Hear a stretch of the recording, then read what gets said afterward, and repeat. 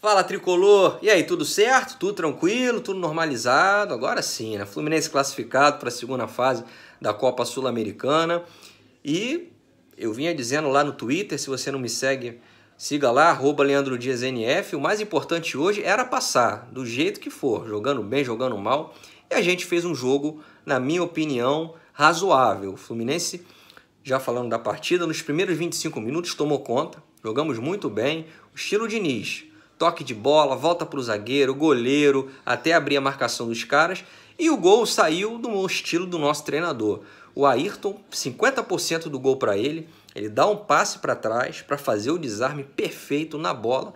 E aí dá um passe lindo para o Johnny Gonçalves, que inteligentemente rola para o Everaldo, o craque dessa partida, o Fluminense 1-0. Mas a partir daí, amigos, o Fluminense, eu não sei o que aconteceu, começou a dar muitos espaços. E o nosso lado direito no primeiro tempo foi um horror.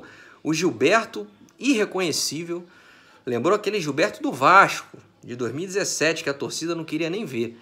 Uma das piores partidas pelo Fluminense, eu não vou dizer que foi a pior, porque eu não lembro de todas, mas jogou muito mal. O Gilberto errou tudo, na frente e atrás, não errou todos os cruzamentos, na marcação. E teve a ajuda, entre aspas, do Bruno Silva, que fez uma partida também muito ruim, dando bote errado. Incrível como ele não consegue cercar o jogador, é sempre dando bote, é sempre entrando duro, dando porrada. É um jogador que você sabe, você que me acompanha aqui, jogador que eu não tenho muito apreço pela parte técnica. E na marcação também, para mim, vacila demais. Não tem nada a ver com esse estilo do Diniz, chuta a bola, dá um bico pro alto quando não tem que dar, enfim. Mas o Fluminense não foi bem a partir do gol do Antofagasta, que, diga-se, foi uma falha gritante. Mais um gol de pelada. Depois do Botafogo, a gente toma outro gol de pelada. Uma falha de 4 jogadores. Primeiro do Gilberto, que conduz mal a bola. Depois o Bruno Silva, como eu falei, deu o bote errado. Era só cercar, ele dá o bote. Em seguida, o Matheus Ferraz marca a bola. E aí, para completar, o Ayrton, que foi tão bem no nosso gol, não acompanha a marcação, volta trotando. Gol do Antofagasta. A partir daí, o time chileno começa a incomodar. Eles pecam no último passo, porque é um time apenas razoável. E aí o Fluminense teve sim problemas, teve dificuldades. A recomposição, eu venho falando há algum tempo, não está legal. O Fernando Diniz precisa acertar esse sistema defensivo. De que maneira? Mudando as peças. Venho falando, Ayrton e Bruno Silva juntos, na minha opinião, não dá. O Diniz precisa acertar esse setor. Pelo lado, pelo meio, a marcação não tem sido feita de maneira eficiente.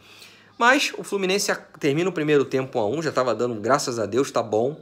Volta o segundo tempo com o mesmo time. Ainda fiquei ressabiado, porque o nosso criador, Danielzinho, até começou bem, 10, 15 minutos, mas depois sumiu. Né? A gente não pode exigir que ele seja o Ganso. Ele não é o Ganso, não tem a genialidade do Ganso, mas é o meio armador. Então precisa aparecer, precisa organizar o time. Ele até participou do nosso segundo gol, ali da tabela, mas a jogada foi toda construída pelo Everaldo. Mas no segundo tempo o time ficou um pouco mais calmo com a bola, não se precipitou tanto quando teve domínio dela. E o Everaldo fez um partidaço. O Everaldo jogou muita bola, especialmente no segundo tempo. Os zagueiros e laterais do Antofagasta devem estar procurando ele até agora.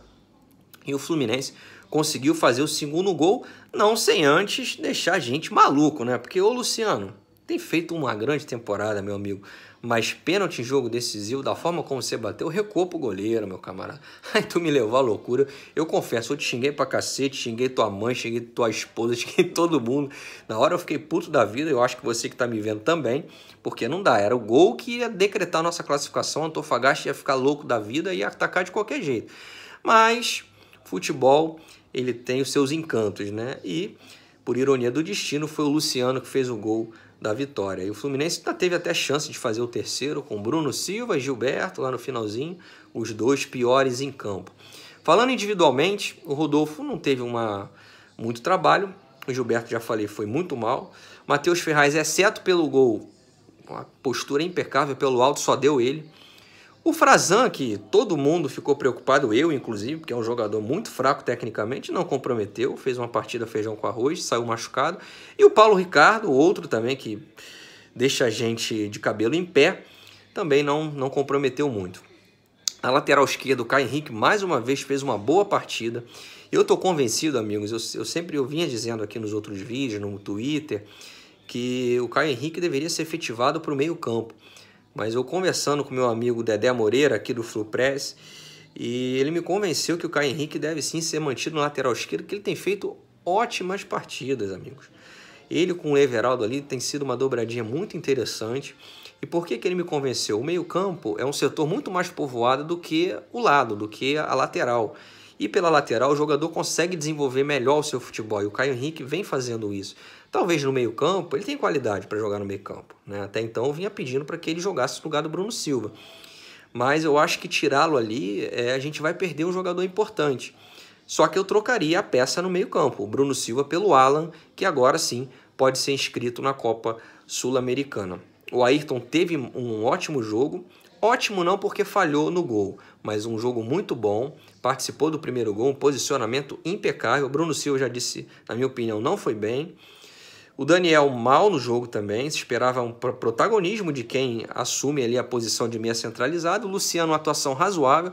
Johnny Gonçalves vem crescendo de produção muito bem, participou dos dois gols, das 2 assistências, brigou o tempo todo e tem sido um jogador muito mais inteligente do que nos jogos anteriores. Ele não é muito técnico, isso é perceptível, mas tem usado mais o cérebro, né? Isso tem feito a diferença nos últimos 3 jogos. Eu vi um Johnny Gonçalves melhor. E o Everaldo foi o craque do jogo. Eu sei que o Fluminense passa por uma situação financeira delicada, difícil, mas 2 milhões pelo Everaldo não é um valor elevado.